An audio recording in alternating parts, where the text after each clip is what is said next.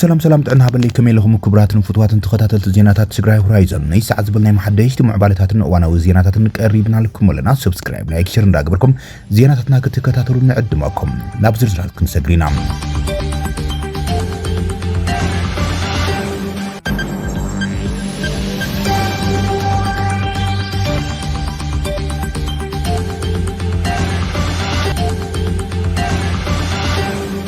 ኣብ ርእሰ ከተማ ትግራይ መቐለ ነበርቲ ዕጡቃት ህወሓትን ከቢድ ወጥሪ ኣጋጢሙ ዒሎም ኣዴታት መሬት ወዲቐን እንተውያን ገርገርን ትብላን ናይ ሲቪል ዝተኸደኑ ዕጡቃት ድማ ትሕቲ ዕድመ ህፃናት ዝርከቦም መናእሰይ ብሓይልና መንጠሮም ጽዒኖም እንትወስድዎም ተራእዮምሎም ኣብ ከተማ መቐለ ክፍለ ከተማ ዓዲ ሓቅን ክፍለ ከተማ ሓድነትን ዘጋጠመ ኣዘራራቢ ወጥሪ ዕጡቃት ህወሓትን ነበርቲታ ከተማን ዳግም ተራእዮሎም እቶም ዕጡቃት ደቀን ዝመንጠልዎን ኣዴታትን ህፃናትን ዓበይትን እንተውዩ ተራእዮምሎም እተን ኣዴታት ነተን ደቆም ዝጻዓና መኻይን እቶም ዕጡቃት እናወያ ንምኽልካልን ትፍትና ኣብዘን ዝተሰኣላ ቪድዮታት ዝተራእያ ኮይነን እንተኾነ እቶም ዕጡቃት ግን ነተን ተሽከርከርቲ ፍጥነት ወሲኾም ጥሒሶም እንትወስድዎም ተራእዮምሎም እዚ ከቢድ ተቃውሞ ህዝቢ መናእሰይ ንዝሓለፉ መዓልታት ኣብታ ከተማ ተረጋጊዑ ዝቐነየ ኮይኑ ድንገት ግን ኣብቲ ሓሊፉ ዘሎ ሶኒ ንጎሆ ኣብ ቀበሌ 17 ክፍለ ከተማ ዓዲ ሓቅን ድንገት ብዙሓት መናእሰይ ገፊፎም እንትወስዱ ተራእዮምሎም እዚ ቀይዲ በተ ክግድድ ግፋ መንእስያት ብህወሓት ህዝባዊ ተቃውሞታት የጋጥሞ ከም ዘሎ ብምስሊ ዝተሓገዙ ሓበሬታት ይረኣዮም ዘሎም እቶም ናይ ህወሓት ምዃኖም ዝኣወጁ ላዕለዎት ኣዘዝቲ እቲ ዕጡቅውን ኩሉ ትግራዋይ ብግድን ክጋደል መስዋዕት ክኸፍልን ኣለዎ ኢሎም ኣብ መድረኻት ብልበ ሙሉእነት ሓይላዊ ዘረባታት የስምዑም ዘሎም ነዚ ዘኽእሎምን ንዝተቃወሞ ህዝቢ እምቢ ንዝበለ ትግራዋይን ንምህዳን ንምስዳድን ብሓይልታት ፖለቲካ ትግራይ ሕጊ ኣራዊት ዝተባሃለ ኣዋጅ ኣጽዲቆም ይንቀሳቐሱ እዮም ዘለው እቶም መራሕቲ ህወሓት ሓደ ካብ ላዕለዎት ኣዘዝቲ ዕጡቃት ህወሓት ዝኾነ ጀነራል ኣብርሃ ተስፋይን ዘየጋደለ ኣይ ትግራዋይን ክብል ናይ ውድቡ መርገጺ ሓደገኛ ናይ ጽልእን ምክፍፋልን ፕሮፓጋንዳ ብትብዓትን ትዛረብ ተሰሚዑ ኣሎ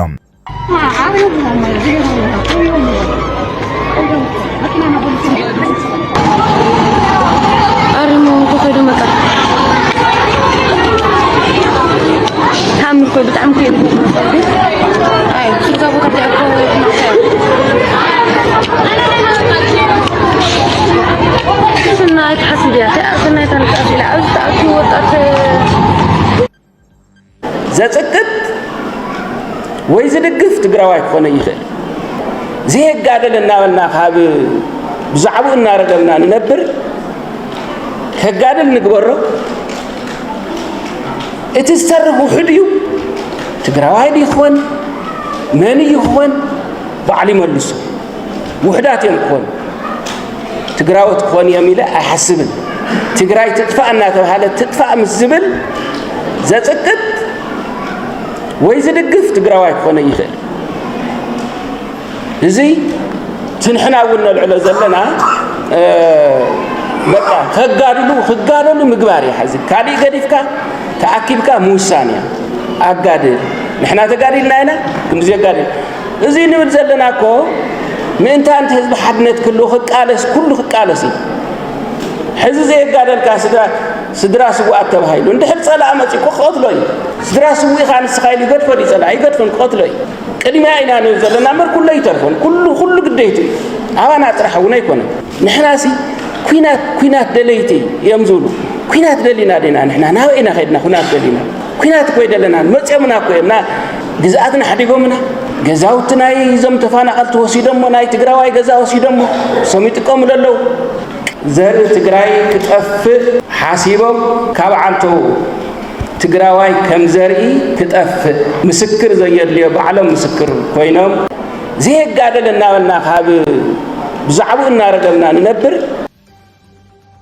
እዚ ከምዚ ኢሎም ከሎ ድማ ውድብ ሳልሳይ ወያነ ትግራይ ኣካልቲ ሕጊ ኣራዊት ዝኾነ ናብ ባይታ ወሪዶም ብሓያሎ ይፍጸም ዘሎ ዓፈና ኣብ ልዕሊ ኣዴታት ትግራይ ይቕረ ዘይባሃል ገሰት ሰብኣዊ መሰላት ክሳብ ምፍጻም ተበፂሑ ከም ዘሎ ከሲሰሎም ኣብ ልዕሊ ግፋ መንእስያት ዝተቃወማ ኣዴታት ከተማ መቐለ ዝበፅሐ ማእሰርቲ ምውራድን ምንግልታዕን ድማ ሓደ ዘስካሕክሕ ኣብነት ኮይኑ ንረኽቦ ይብል ውድብ ሳልሳይ ወያነ ንግድድ ወተሃደራዊ ዕስክርና ግፋ ዝተቃወሙ መንእስያት ትግራይ ድማ ከቢድ መጉዳእቲ ኣካል ክሳብ ሓደጋ ህይወትን ፍልፍል ኣታዊ ተበለጽ ዕጡቃትን ኮይኖም ይርከቡ ኢሎም ንኩሎም መማረፂታት ሰላማዊ ቃልሲ በሮም ዝዓፀው ሰበስልጣን ህወሓት ንግፍዕታትን በድላትን ንቡር ይገብርዎ ከም ዘለው ዝፍለጥ እዩ ዝበለ ሳወት መንእሰይ ትግራይ ብዝተወደበ ቃልሲ ንመፍትሒ ክሳብ ዘይጠመቶም ንግፍዕታትን በድላትን ህዝቢ እናተላመዶም ስርዓተ ሰብ ህወሓት ድማ ንግፍዒ ከም ዋና መጋበርያ ስርዓቶም እንዳቆፀሩ ምኻዶም ከም ዘይተርፍ ንኣምን ይለሎም እዞም ዓፈናን በድላትን ብዝተዋደደ ሰላማዊ ቃልሲ ንምፍታሕ ውድብ ቃልሲ መናእሰይ ግድን ከም ዝኾነም ዝኣምን ሳልሳይ ወያነ ትግራይ ሕዝውን መናእሰይ ኣብ ጎኒ ሳልሳይ ወያነ ትግራይ ኮይኖም ንብሔራዊ ድሕነት ትግራይ ክቃለሱ ጻውዒትና ነቅርብ ኢሎም ሎሚ ኣብ ዝዘርግሖም መግለጺ ቀታሊ ጀነራል ሰዓረ መኮንን ካብ ዝተኣስረሉ ቦታ ጠፊኡ ተባሂሉ በቅትለት ጀነራል ሰዓረ መኮንን ናይ ዕድመ ልክዕ ማእሰርቲ ተበይንዎ ኣብ ቤት ማእሰርቲ ዝነበረ ውልቀ ሰብ የለን ተባሂሉ ቅድሚ 7 ዓመታት በቅትለት ነበረ ኢታማጆር ሹም ጀነራል ሰዓረ መኮንን ብጻዩ ሜጀር ጀነራል ገዛ አበራን ብዕድመ ልክዕ ማእሰርቲ ዝተፈረደም መሳፍንት ጥጋቡ ዝተባሃለ ውልቀ ሰብ ትማሊ ካብ ዝተኣሲሩሉ ዝነበረ ቤት ማእሰርቲ አባ ሳሙኤል ተወሲዱም ኣበይ ከም ዝኣተወ ኣይተፈለጠን ኢሎም ሓይታት ጸጥታ ነቲ ተኸሳሲ ካብ ዞባ 22 ዝተባሃለም ክፍሊ ቤት ማእሰርቲ ሒዘሞ ከም ዝኸዱ ኳን ተገለ ምክንያትን መወሰዱን ናበይ ከም ዝወሰደን ግን ኣይንፈልጥን ክብሉ ምንጭታት መንግስቲ ንመሰረት ሚድያ ነጊሮም አሎም ቀታሊ እቶም ጀነራላት ዝኾነ ሓለቃ 10 መሳፍንት ጥጋቡም ትማሊካ ቤት ማእሰርቲ ከም ዝወሰደን ክሳብ ሕዚም ሃልዋቱ ከም ዘይተፈለጠን ሓደ በዓል ስልጣን ቤት ማእሰርቲ አረጋጊጸሎም መሳፍንት ጥጋቡ ናይ ቀረባ አባል ጸጥታ ጀነራል ሰዓረ መኮንን ብምባሩም ኣብ ጥዋን ነቲ ኣብ ክልል ኣምሓራ ብዝተፈጸመ ቅትለት ላዕለዎት መራሕቲ ብዝተኣሳሰር ኣብ ከተማ አዲስ አበባውን ብዝተፈጸመ መጥቃዕቲ ቀንዲ ጥርጥር ኮይኑ ብመንግስቲ ተታሒዙ ጸኒሖም መዛግብት ቤት ፍርዲ ከም ዘመልክትዎ ላዕለዋይ ቤት ፍርዲ ፌደራል ሶስተኛ መገባያ ሕገ መንግስትን ጸረ ሽበራን ልደታም በቅትለት ገበነኛ ኮይኑ ብምውጻም ንዕድመ ልክዕ ማእሰርቲ ተፈሪድዎ ዝነበረ እዩ ኣብቲ ዋን እቲ ዓቃብ ሕጊ ኣብ ልዕሊ ተኸሳሲ መሳፍንት ጥጋቡም እምነት ህዝብን መንግስትን ብምጥሓስን ነቲ ገበን ንምውዳብን ንምፍጻምን ውዲት ብምውዳብን ንቤት ፍርዲ ናይ ሞት ፍርዲ ክወሃብ ሓቲቶም ነይሮም እዮም ብኻልእ ወገን ድማ ጠበቃ እቲ ተኸሳሲ ዓሚሎም ቅድሚ ሕዚ ገበናዊ መዝገብ ከም ዘይብሉ ብምጥቃስ እቲ ናይ ሞት ፍርዲ ዘይሕጋዊ ክብሉ ተማጊቶም እዮም ቤት ፍርዲ ነቶም ዝቐረቡ መከራከርቲ ሓሳባትን ምጉታትን መዚኖም ኣብ መወዳእታ ንመሳፍንት ጥጋቡ ናይ ዕድመ ልክዕ ማእሰርቲ ፈሪዶም ናብ ቤት ማእሰርቲ አባ ሳሙኤል ክልኣኽ ኣዚዝዮም ተኸሳሲ ኣብ ጽኑዕ ማእሰርቲ እንከሎም ሃንደበት ካብቲ ቤት ማእሰርቲ ምውሳድን ሃለዋቱ ዘይተፈልጠ ምዃኑን ኣብቶም ነቲ ጉዳይ ዝከታተሉ ሰባት ሕቶታት ኣልዒሎም ዓይታት ጸጥታን ተኸሳሲ ንምንታይ ከም ዝወሰድዎን ሕዚ ኣበይ ከም ዘሎን ካብ ቤት ማእሰርቲ ይኹን ካብ ዝመልከቶም ኣካላት መንግስቲ ወግዓዊ መብርሂ ኣይተዋሃቡን እዩ ብመሰረት እታ ምንጭ ዜና አዛዚ ሰራዊት ደምሳሳይ ስርሒታት ክካይድ አዚዞም አዛዚ ሰራዊት ሱዳን ሰራዊቱ ናብ ደቡብ ሪፐብሊክ ማእከላይ አፍሪካ ደምሳሳይ ስርሒታት ክካይድ አዚዘሎም ሓላፊ ሰራዊት ሱዳን ጀነራል ዓብድልፈታሕ አልብርሃን ንመላእ ሃገር ክሳብ ደቡብ ሪፐብሊክ ማእከላይ አፍሪካ ንምጽራይ ወተሃደራዊ ሓይልታት ስፍሕ ዝበለ መጥቃዕቲ ክጅምሩ አዚዝ ክብል ሓደ ላዕለዋይ ወተሃደራዊ መኮንን ዝሓለፈ ሰንበት ኣፍሊጦሎም እዚ መምርሕቲ ድሕርቲ ዝሓለፈ ቀዳም ኣብ መላእ ሰሜን ኮርዶፋን ዝተጀመረ ቁልጥፍ ናይ መሬት ስርሒት ኮይኖም ሰራዊት ነቲ ኣገዳሲ መንገዲ ሰደድ ኦምድሮማን ባራክ ውሕስን ሓይልታት ቁልጥፍ ደገፍ RSF ካብ ባራ ጅብራት አልሻኽን ኦምሳላን ክሰጉግን ኣኽኢልዎም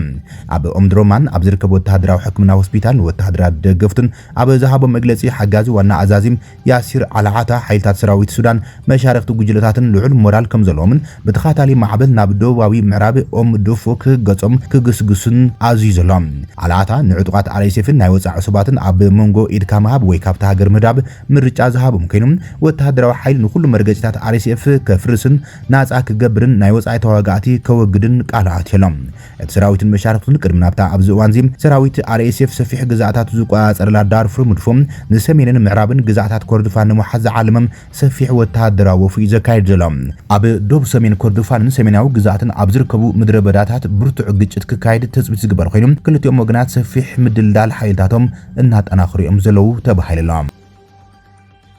አዛዚ ሰራዊት አሜሪካ ኣብ እዋን ከቢድ ዞባዊ ወጥሪ ቀርና አፍሪካ ኣብ አዲስ አበባ መብጻሕና ገብረ እዩ ዘሎ እቲ አዛዚ ሰራዊት ምስ ኢታማጆር ሹም ሓይልታት ምክልኻል ኢትዮጵያ ፊልድ ማርሻል ብርሃኑ ጁላውን ተራኺቡ ተዘራሪቦሎም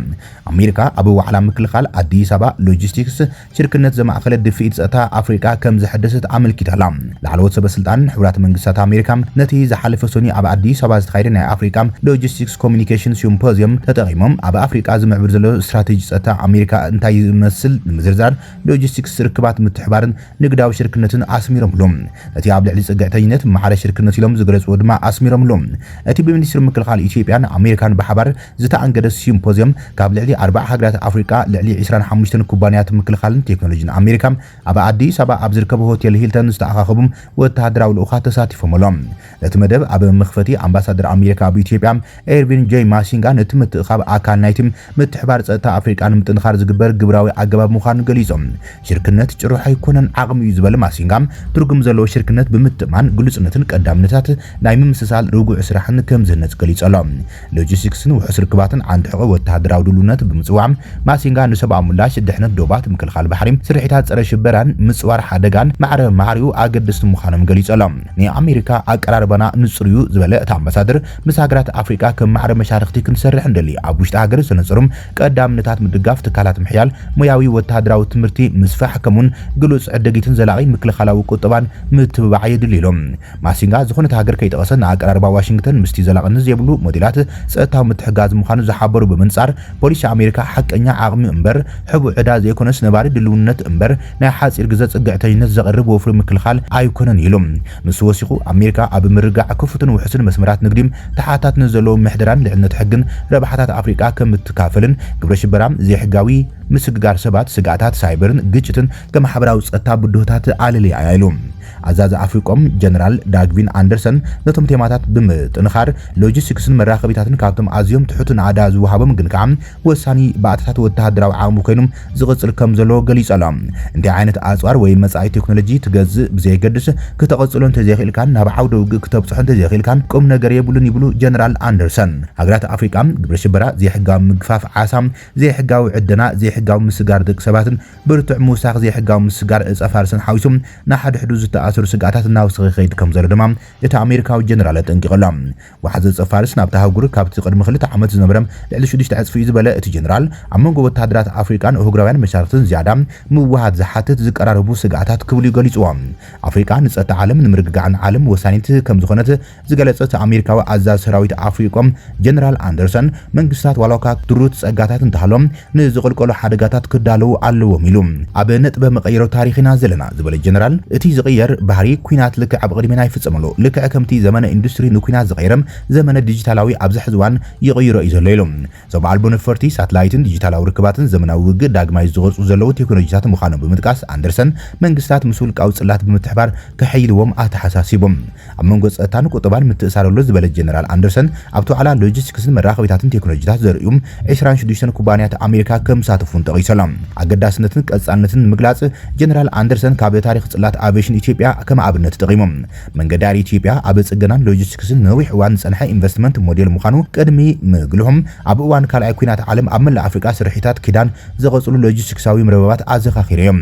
በላሚ ኣቪዬሽን ጆን ሲ ሮቢንሰን ንሓይሊ ኣየር ኢትዮጵያ ድሕሪ ምሕጋዙ መንገዲ ኣየር ኢትዮጵያ ንምስራት ከም ዝሓገዘ ብምዝኻር ሮቢንሰን ኣብ ስርዓታት ጽገና ቀጻልነት ወፍሪ ከይገብሩም ኣዝዮም ኣገደስቲ ሞያውን ናይቲ ኢንዱስትሪ ምዕባልን ንኽምዝገብ ከም ዝገበረ ኣዘኻኺሮሎም ድሕሪ ሓያሎ 10 ዓመታት ኣብዚ ምህልውናም መንገዲ ኣየር ኢትዮጵያ ድማ ክሳብ ሕዚ ኣብቲ ሃገር ዝዓበየ መንገዲ ኣየር ምዃኑ ምስክር ናይቲ ራእዩ ዝበለ ጀነራል ሎጂስቲክስን ቀጻልነትን ከም ምዕቡር ወተሃደራዊ ምጥራይ ወሳኒ ምዃኑ ተማጊቶም እዚ ግለጸሉ ዘሎ ዋሽንግተን ኣብ ኣፍሪቃ ዘለዋ ጽምዲ ዳግማይ ኣብ ትዕቅነሉ ዘላ እዋን ንዓበይ ዝኸይድ ዘሎ ጂኦፖለቲካዊ ንሕንሕን ዝምዕብል ዘሎ ጸጥታዊ ቡድሆታትን ዘመልክት እዮም ክልቲኦም ሰበስልጣን ብቐጥታ ተወዳደርቲ ዓለማዊ ሓይልታት እኳ እንተዘይጠቐሶም ክልቲኦም ብተደጋጋሚ ግሉጽ ዕድጊት ዘላቒ ወፍሪ ምክልኻል ምትሕባርን ብኣፍሪቃ ዝምራሕ ፍታሕ ጸጥታን ኣስሚሮምሎም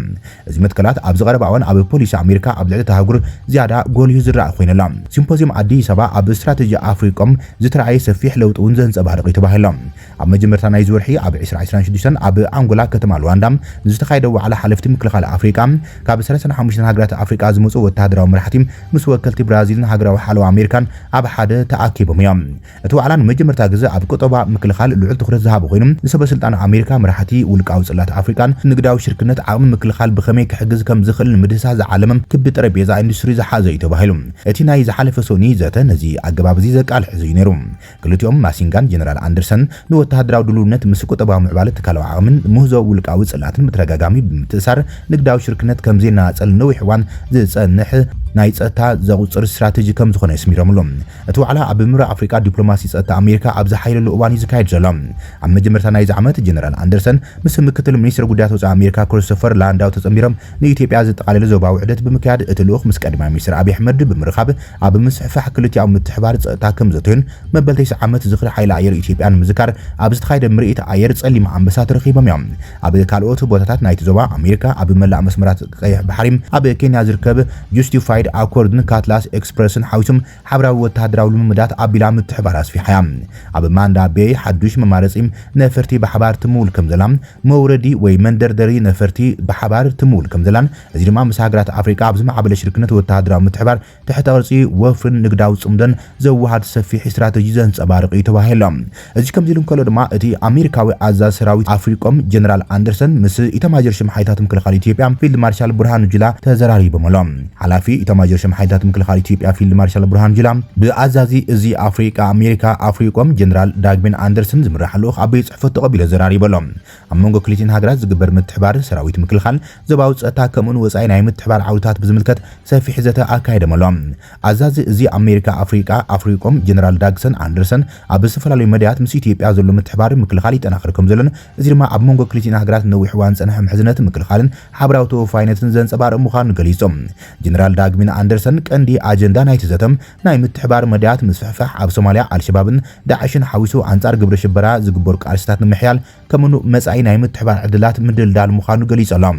ኢትዮጵያ ኣብ ዞባዊ ሰላምን ምርግጋዕን እትገብሮ አበርክቶም ዘመስገነ እቲ ኣሜሪካዊ ጀነራል ሓብራዊ ኣወዳድባ ሲምፖዚየም ሎጂስቲክስን ኮሚኒኬሽን ኣፍሪካ ምስ ኢትዮጵያ ኣብ መንጎ ክልቲን ሃገራት ዘሎ ልዑል ደረጃ ምትሕባር ምክልኻል ዘርኢ ከም ዝኾነ ገሊጾሎም ኣብ መንጎ ክልቲአን ፈተውቲ ሃገራት ዘሎ ርክብ ኪኖ ሓብራዊ ወተሃደራዊ ተልእኾታት ኣብ ምህናጽ ዘላቒን ዘመናዊ ዓቕሚ ምክልኻልን ዘተኮረ ከም ዝኾነን ኣብቲ ሃገርን ዝርከቡ ጸጥታዊ ብዶታት ብሓባር ንምፍታሕ ዘለዎ ተወፋይነት ዘርኢ ከም ዝኾነ የመልኪቶም ቀንዲ ዕላማ ዑደት ምስቲ ሓይሊ ምክልኻል ሃገር ኢትዮጵያ ብምትሕባር ሲምፖዚየም ሎጂስቲክስን ኮሚኒኬሽን ኣፍሪካ ንምክያድ ከም ዝነበረ ዝገለጸት ጀነራል እቲ ሲምፖዚየም ተሞክሮታት ንምልዋጥ ሓድሽቲ ቴክኖሎጂታት ንምትእታም ምስ ዓውዲ ንግዲ ምትሕባር ንምዕባይ ዓቕሚ ትካላት ምክልኻል ኣፍሪካ ንምትንኻል ኣገዳሲ መድረኽ ምዃኑ ኣመልኪቶም ፊልድ ማርሻል ብርሃኑ ጁላውን በተዛማዲ ኣብ መንጎ ክልቲን ሃገራት ዘሎ ወተሃደራዊ ምትሕባር ናብ ዝለዓለ ብርኪ ንምስግጋር ልዑል ድልየትን ምንቅስቓስን ክግበር ጻውዒት ኣቕሪቦሎም ኢትዮጵያ ሃገራት ኣፍሪካ ብሓደ ብምምጻእ ናይ ሓበራዊ ጸጥታ ቡድታት ንምፍታሕ ናይ ምርሕነት ግዳኣ ከተበርክትያ ክብል እውን እቲ ፊልድ ማርሻል ገሊጾም ዋና ዳይሬክቶሬት ወጻኢ ርክባትን ወተሃደራዊ ምትሕባርን ሰራዊት ምክልኻል ኢትዮጵያ ሜጀር ጀነራል ተሾመ ገሞቹ ብወገኖም እቲ ዘተ ፍረ ዘለዎ ከም ዝነበረን ኣብ መንጎ ኢትዮጵያን ኣሜሪካን ነዊሕ እዋን ጸንሐ ምሕዝነት ምትሕባር ምክልኻል ዝያዳ ዘጠናኽር ከም ዝኾነ ገሊጾም ኣብቲ ዘተ ኣምባሳደር ኣሜሪካ ብኢትዮጵያ ኤርቪን ማሲንጋ ዝርከቦም ላዕለዎት ወተሃደራዊ መኮንናት ክልቲን ሃገራት ከም ዝተሳተፉ ድማ ካብ ገጽ ማሕበራዊ ሚድያ ሰራዊት ምክልኻል ኢትዮጵያ ዝወጽእ ዜና ኣመልኪቶሎም ክቡራትን ፈትዋትን ተኸታተልቲ ዜናታት ትግራይ ሆራይዘን ንይሰዓት ዝብልናይ መሓደሽቲ ምዕባለታትን እዋናዊ ዜናታትን ዛዚምና ኣለና ንምክትታልኹም ነመስግን ሰላም